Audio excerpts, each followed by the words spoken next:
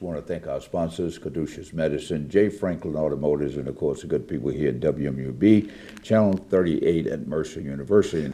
In the spotlight this week, we have two very, very important guests. All of our guests are important, but when it comes to fitness, when it comes to cycling and things of that nature, I think we all need to pay more attention to our fitness and our health, and especially the safety, bicycle safety and things of that nature, and ask drivers to pay attention to cyclists on the road. And joining us today, Rachel Holler, who is the Executive Director of Bike Walk Macon, and joining her is Karen Young,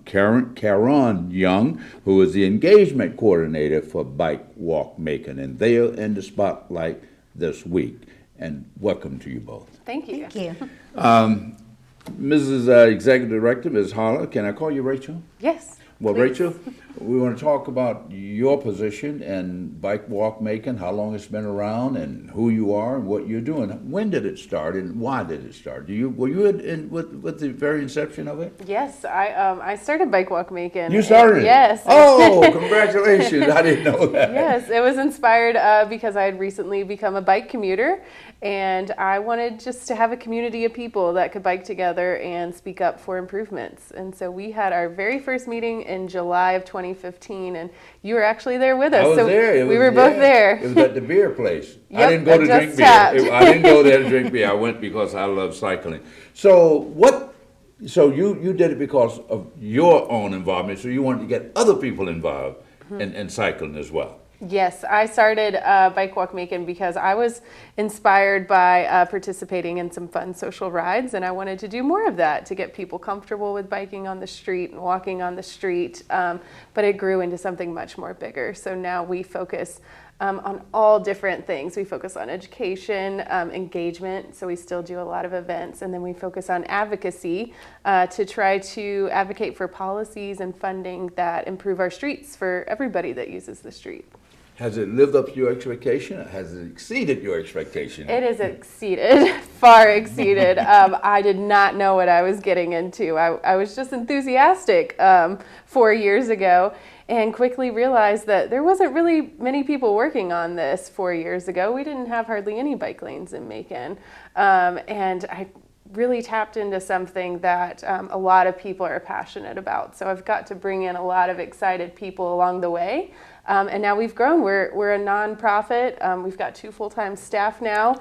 And we've now hosted more than 60 events in 4 years. So we've accomplished a lot as an organization, but we've also seen way more bike lanes, way more bike parking, improved crosswalks and sidewalks. So that's what I'm excited about, is that we're changing the street.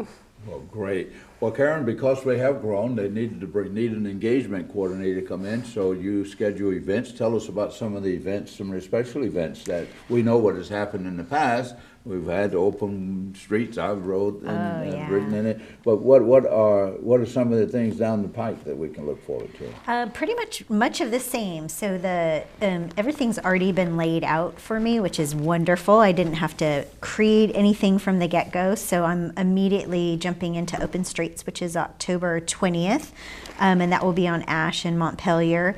It's about 1.5 miles. And that's from 2 to 6. And then I also will be engaging in Walkabout Wednesdays, which is the first Wednesday of every month from September to December.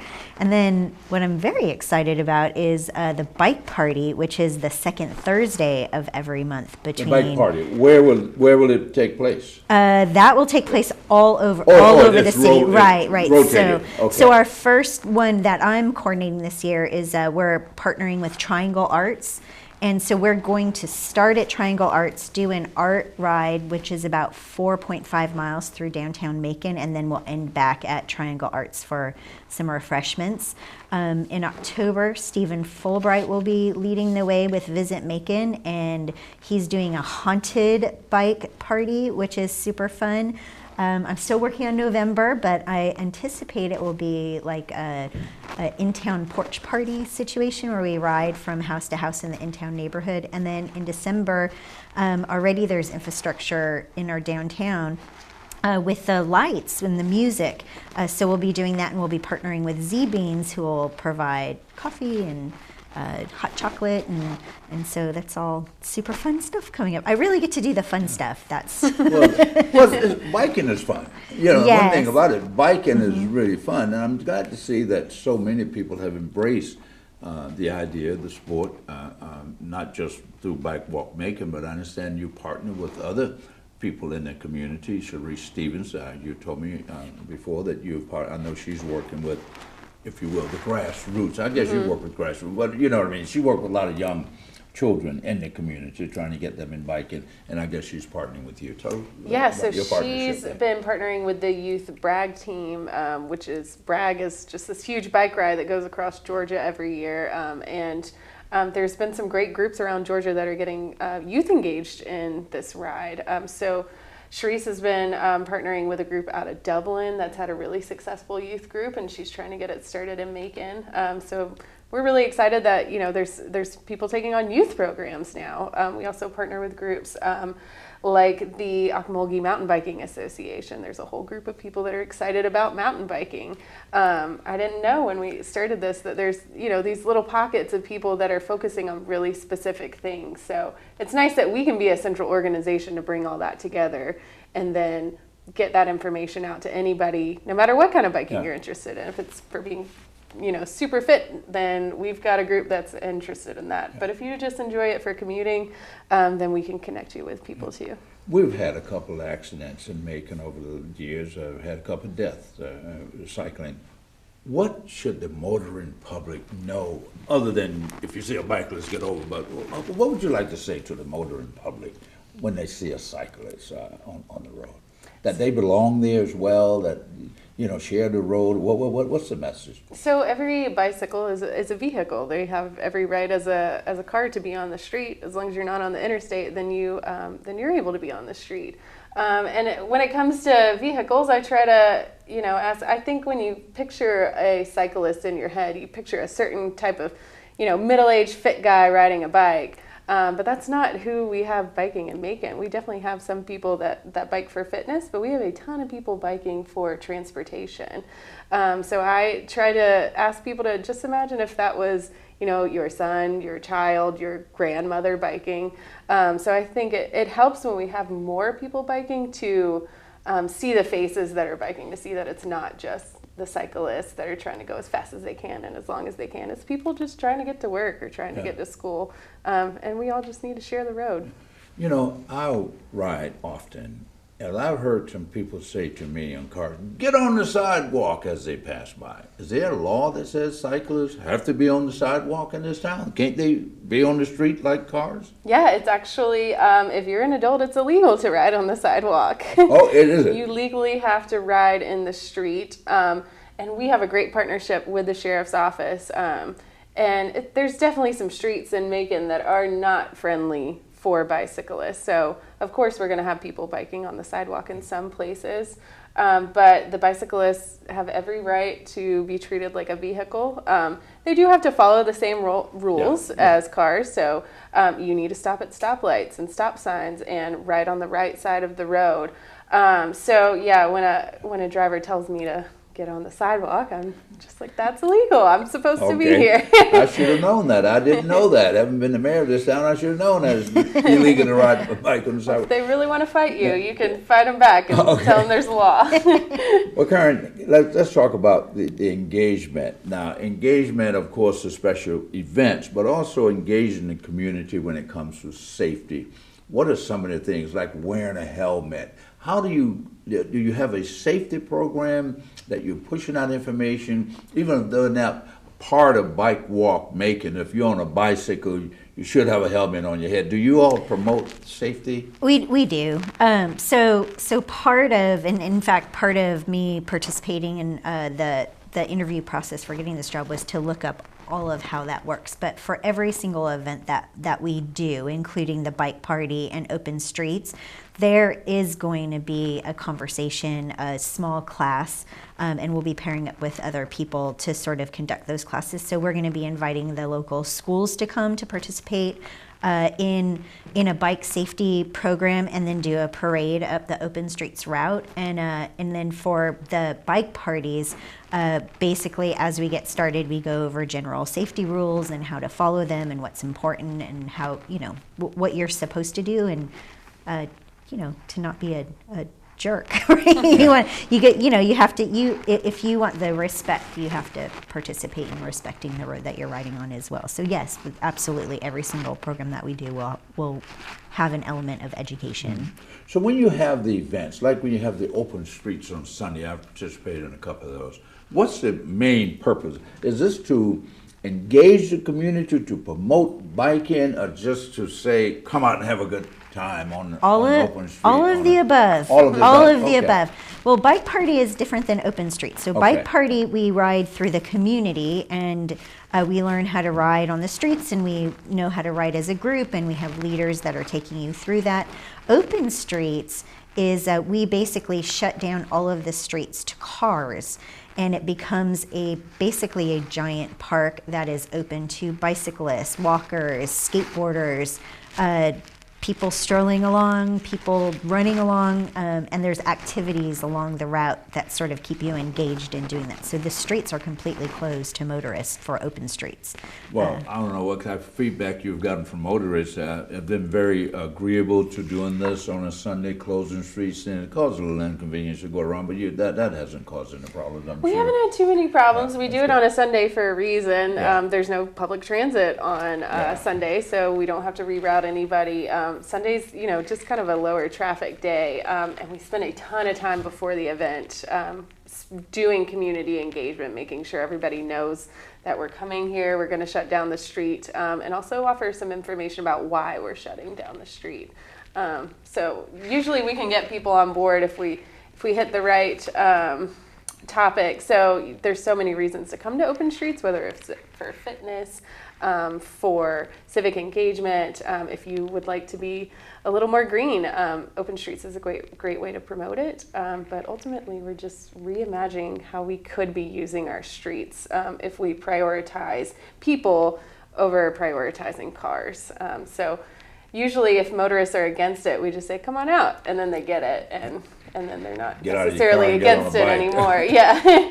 Now, tell me about, you mentioned that you've identified these small pockets of mountain bikers here, this group over here. I used to ride with the group. We used to ride at the Bolden Brook once a week, and I don't know what happened to that group. Maybe we all got too old or something.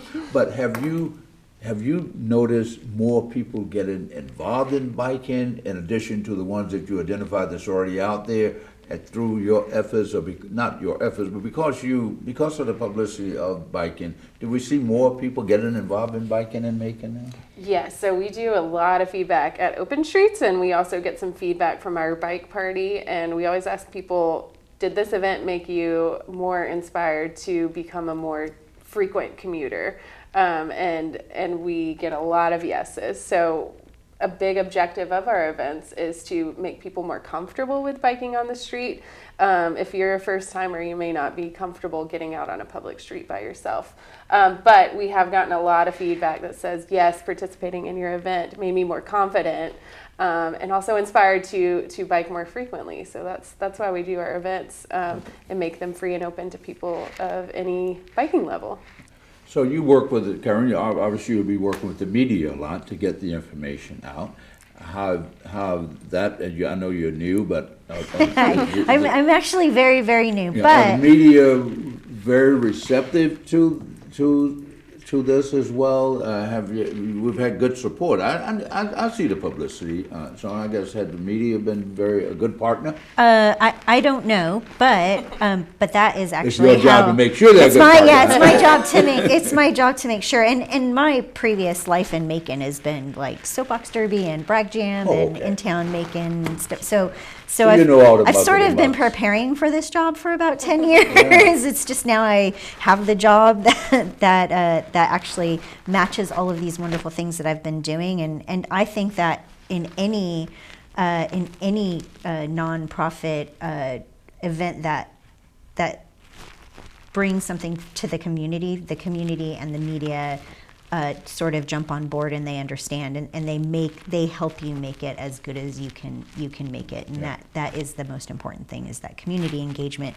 When you start doing stuff like this, people want to know and people want to be engaged and people want to hear the story and participate in how it's going to sort of grow and create legs and do cool things. And I said to someone the other day, not the other day, like a couple of months ago about cycling, that you do outreach. You do reach out to all segments of the community. It's not just an in-town thing, or it's not just a college kid thing from Mercer. This is a community piece that we want the entire community to be involved. Am I right? Absolutely. And one of the things I did before I even came out, interviewed for the job was I did a bike party that went through the Okmulgee Indian Mounds and a pathway that has just been built that led into the Okmulgee Heritage Trail, which is something I'd walked on before, but I didn't know that there was the capacity to ride a bike on those trails, and that was wonderful for me to see. And at that bike party, there was anywhere from 20 to 70-year-olds and If I'd have been there, it would have been a 74-year-old. There you go, yeah. There you go. So I think it doesn't stop with just college kids or just I need to get to school, or there is a need for people to go and enjoy these routes and to see what they can do on their bike and how they can commute to work and how they can do it for recreation and get places and do things. So I quite enjoy it. Who are some of your partners? I know that we have a biking store here, Bike Tech, and I'm not ashamed to mention their name here. They're not a sponsor, but I think they do a good job of promoting biking and biking safety. I would go to their store. Are they one of our partners? Are they one of your partners? Yeah, so Bike Tech actually, the owner Bobby rents an office outside in our office, so we get to see each other every week and partner together, and it's usually just go into his office and be like, hey, we're doing this event, what can you help with? So I think we're really lucky to have a community bike shop like that is focused on getting bikes no matter what level you are, what age you are, what your price range is, and they've helped us also with some of the infrastructure projects that we've done. So we've ordered bike racks through Bike Tech. We recently installed a bike parts vending machine in our office, and they helped us set that up and install it. So they kind of go beyond the bikes. They help us get the bike racks and a bike vending machine. Yeah. Well, how are you funded? I know you have a nice office. I have an opportunity to go there. You have a nice office. And air conditioned, so someone's got to pay for that. Yeah. How are you funded? So we've been really lucky to get some amazing partners that were invested in the very beginning. Our very first grant came from the Knight Foundation. We got a $5,000 grant to start Bike Macon. That's how we had the first meeting and all our meetups. And then it grew, and we got some donors that were interested in Bike Walk Macon that agreed to put up some funding so that we could be able to have a budget every year to pay me to have an office. But then we've gotten so many more grants from Knight Foundation through the Downtown Challenge Fund. So the fun events that Corin talks about, like Bike Party and Open Streets, those are all funded through Downtown Challenge grants, which is the Knight Foundation. So we've got some funders, but then we've also got some really amazing grants. But super. We just became a 501c3 last year, so we haven't been soliciting donors very publicly, but now that we're a 501c3, that's really a next step for us at looking for sponsors for Open Streets and looking for just individual donors to ask people if you're interested in our mission to support us financially. Great. Corin, we talked about Bike Tech, but what about when you're reaching out to children especially, and a lot of people don't have a lot of money to make, and some people have a lot, but a lot of people don't have a lot. So we know the Bike Tech, they're priced for their vehicles bicycles out of the range of some people. Would you say to a kid that you're trying to reach out to that go to the supermarket, go to whatever big box and buy a small bike to start? It's okay. You don't have to have top of the line to get involved in this. Right, a lot of large stores have bikes that are $50 or $60, but there's also a couple of programs in Macon where you can go and you can donate your time, and they will help you get a bike. So there's Recycle Macon out of Centenary that will help people do that, and it's literally just donating your time, and they will help you acquire a bike. So that's a very cool. And there's also a guy named Nathan Watson. He has a Learn and Earn bike shop, and he's based out of Pleasant Hill, and he works with youth.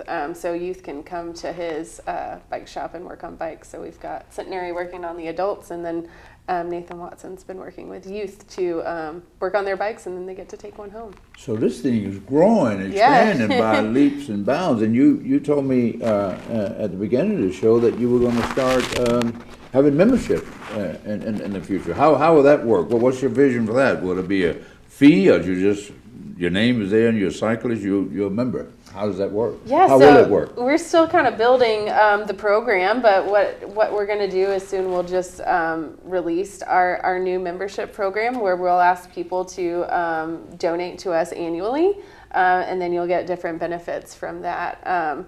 Maybe not as many tangible benefits like water bottles or bags, but it may be you get a discount here, or you get to participate in one of our events for free. Or a special event for free, because all of our events are free right now. But so we'll start seeing how we'll roll that out, but we'll have different levels. But ultimately, any price range, no matter what you want to donate to us, means you're a stakeholder in our mission, and you believe in our mission, and you're a member, whether it's $10 or $10,000. Well, that's great, because we talked about the diversity, talked about the outreach for everyone. We don't want to deny.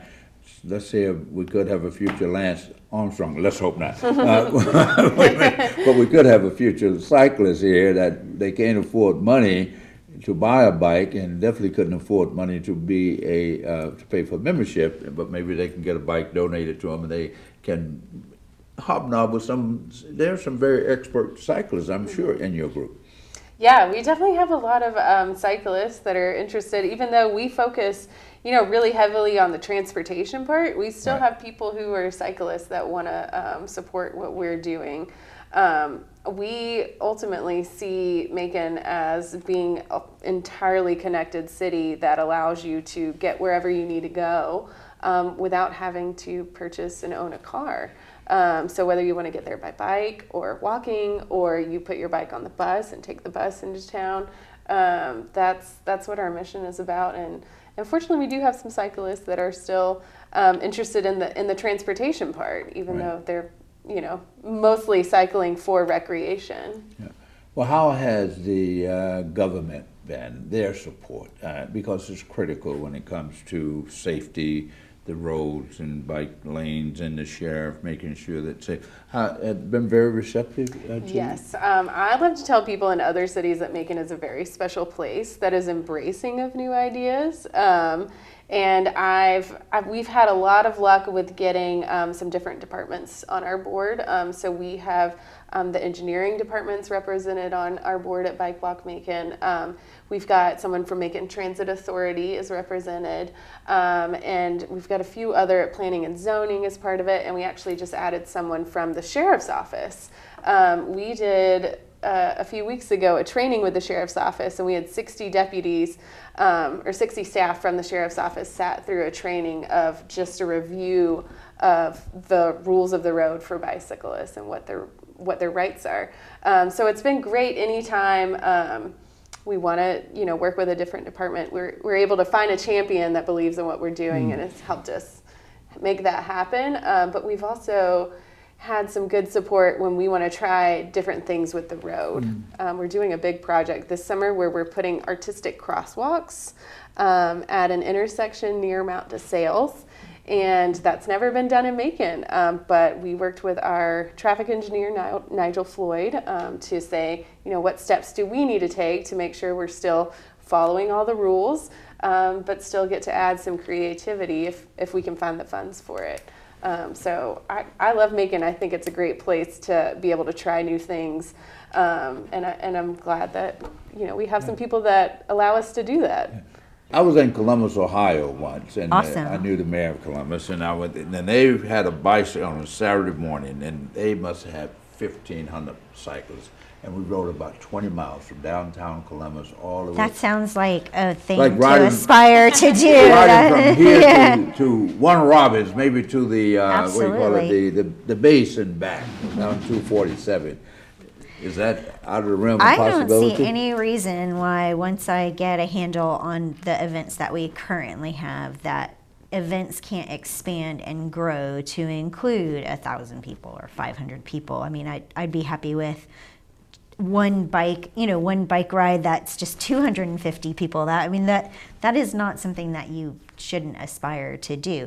Today, that's not going to happen. Yeah, we'll take time. But that's sort of the idea with bringing in an engagement coordinator, is that to take those events that are already put into place and then expand upon them and find ways to enrich the mission and the movement in general, and what can I bring to the table, and that is down on my list of things that I would like to accomplish one day. Great. Let's get back to these special events. Well, people love special events.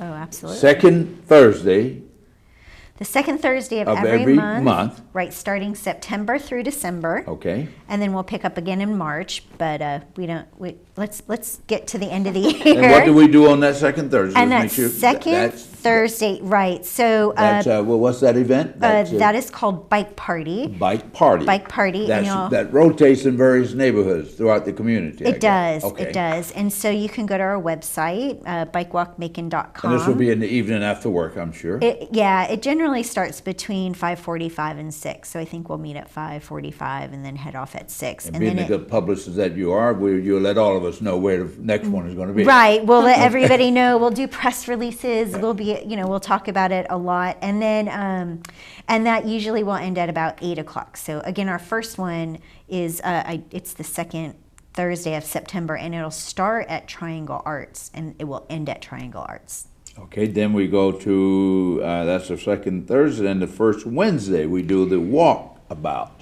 Oh yeah, the first Wednesday of every month is Walkabout Wednesday, and so you meet at our office at, again, I think 5:45. And your office is located? Is Oh, Poplar. Poplar, Lower Poplar is Lower now, Poplar. what is it? 338 Poplar Street. 338 Rachel. Poplar Street, adjacent to Channel 41, just before you get to that area of town. Right across the street. So if you want to go there, and you get there at what time on Wednesday?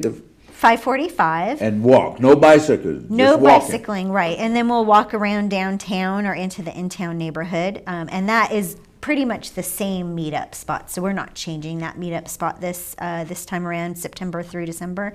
But possibly in the spring we might change that up. But that is basically, it's very easy to arrive, between 5:30 and 5:45, and then we head off and walk around, and it's about 1.5 miles or so, and it's led by Jennifer Kane. Jennifer Kane. Okay. We're very excited. I actually have not met her yet, so I'm extremely excited. Now, to meet this will her. be, you said the other ones had certain months, to September through what, this will be every month, throughout September through December. September through Right. December. So July and August are a little oppressive in terms of heat, and Tell me about it. January and February is you never know what the weather is going to be. So rather than try and plan an event and cancel it, we're just going to let the weather dictate how we plan our schedule. So I guess to show up for walking, if you're biking, you got to bring a bike. All you got to do is bring some comfortable walking shoes, and Yeah. you're in. Right. Maybe a water bottle if you want. Yeah. yeah. And you'll meet new people, and you'll take a walk you maybe wouldn't have taken on your own before, and you get a little exercise, get the heart pumping, do some things. Now, you say you're a 501c3 now, so that means if I donate money to you, I get a tax Yes. deduction. Yep. So the average person, if they want to write a $100 check, they get a tax deduction. from- Yes, and all that's on our website. Okay. At bikewalkmacon.com, we've got a tab there for donations. We've got PayPal. But like I said, we'll be rolling out our membership Yeah. program soon. So that'll be an exciting time if you're really itching Yeah. to write us a check.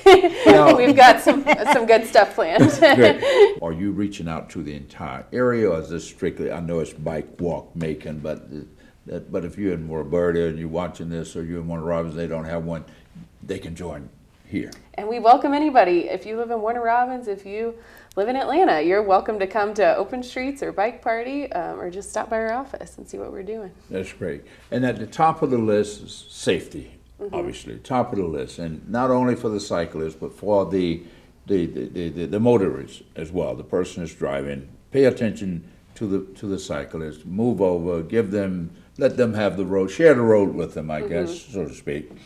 And I know we're working on pedestrians. We had a lot of walkers being knocked and killed here in Macon for the last. So you're working on that as well. Are you part of that? Coming up with a plan to keep the pedestrians safe. We've been a part of a lot of safety events and safety programs. We're really pushing for safer streets as a means of helping to decrease the crash rates for pedestrians and bicyclists. A big thing that we're working on right now is a complete streets policy. So a complete streets policy is a design policy that we'll be presenting to commissioners that says any new road project, if it's getting repaved or you're building a new road, there needs to be a process that says, can we accommodate all users of the road? So we're doing what we can when streets are being worked on to make sure that there's a safe, dedicated place for everybody that's using it. Well, you're doing a great job, and thank you for you. what you're doing for our community. And just bringing, as you said, it wasn't new, but it wasn't here. So I'm glad it's here now. We have been speaking with Rachel Holler, who is the Executive Director of Bike Walk Macon, and Karen Young, who is the engagement coordinator for the organization.